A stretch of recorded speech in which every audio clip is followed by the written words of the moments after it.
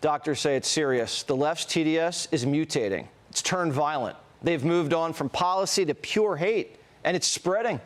It's made it to a galaxy far, far away.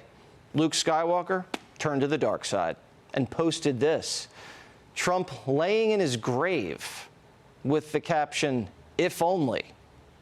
Now Skywalker says he didn't mean it. But this is the same type of talk that got Charlie Kirk killed, and they're still dancing on his grave. I knew Charlie Kirk. I did a panel with him one time, and his squished-in face, and yeah, I said that because that dude was a straight-up Nazi. Charlie's assassin said the same thing. This isn't normal. You're not supposed to call people you don't like Nazis and pray they die. Years ago, you'd call people who said this demented. Now you just call them Democrats. People are coming to the nation's capital with the intent to commit political violence. We saw it with the assault on the shooting at the Secret Service agent on the National Mall near the Washington Monument on Monday, and we will continue to see it. We've crossed the Rubicon because for some reason they think that they are allowed to violate the law, kill individuals if it satisfies what they think is their political moral compass. Gad Saad's the author of Suicidal Empathy and scholar at the Declaration of Independence Center for the Study of American Freedom at Ole Miss. Gad Saad, what is suicidal empathy? So empathy is a wonderful virtue to have. We are a social species. For you and I to have a good conversation, I need to put myself in your mind and vice versa. But like all things, too little of it makes you a psychopath. Too much of it, so if it becomes hyperactive, if it is invoked in the wrong situations, if it targets the wrong targets, you end up with a society that's committing civilizational seppuku. You're basically self-disemboweling yourself. So empathy is great. Suicidal empathy is fatal. So what would an example be, current day, of suicidal empathy? So to argue that all immigrants are equally likely to assimilate within the American ethos would be a perfect manifestation of suicidal empathy. Elon Musk is an immigrant to the United States. Muhammad Ahmad, who just went to a summer camp in Waziristan with Al-Qaeda, is also an immigrant. They're probably not equally likely to assimilate well within the American experiment. That's true, and we know that from experience. Also, women in this country seem to be most afflicted with suicidal empathy. How does that manifest itself?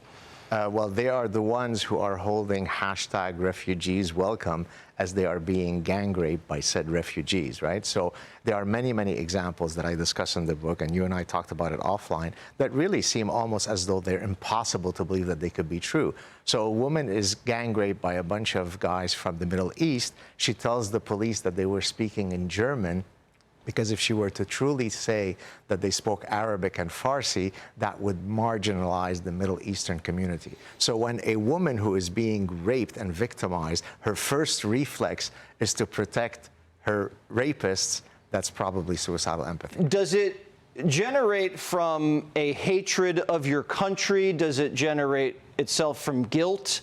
How does it show itself?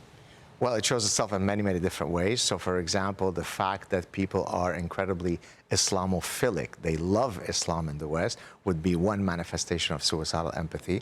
It shows its way by the fact that you shouldn't put felons in prison. They've only been arrested 187 previous times. Why don't you be a nice guy and give them a second chance, right?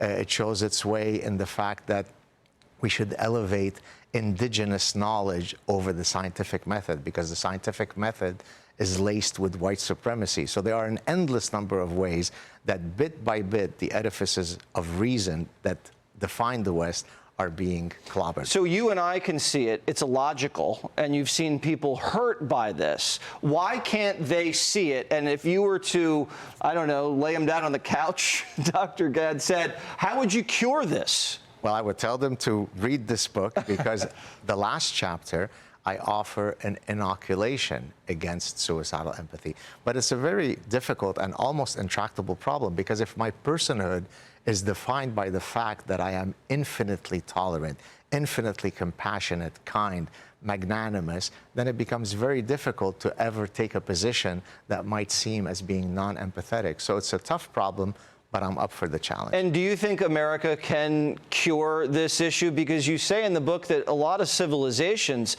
they don't perish from a foreign country, you know, taking them over. They die from within. Exactly. So Arnold Toynbee, I think that's who you're referring to, was a British historian who did a broad, exhaustive study of all civilizations and their trajectories. And the maxim that he came up with is that civilizations do not die by murder, they die by suicide. Now, in my case, I'm arguing that the means by which we are committing suicide is by the dysregulation of an otherwise virtuous value, which is empathy. So adaptive empathy is great, suicidal empathy is fatal. Suicidal empathy. Gad Saad, one of my favorites. Go get it right now. It's an order. Gad, thank you so much. Thank you. Be sure to like and subscribe for all the Fox News latest on YouTube and catch full shows streaming now on Fox One.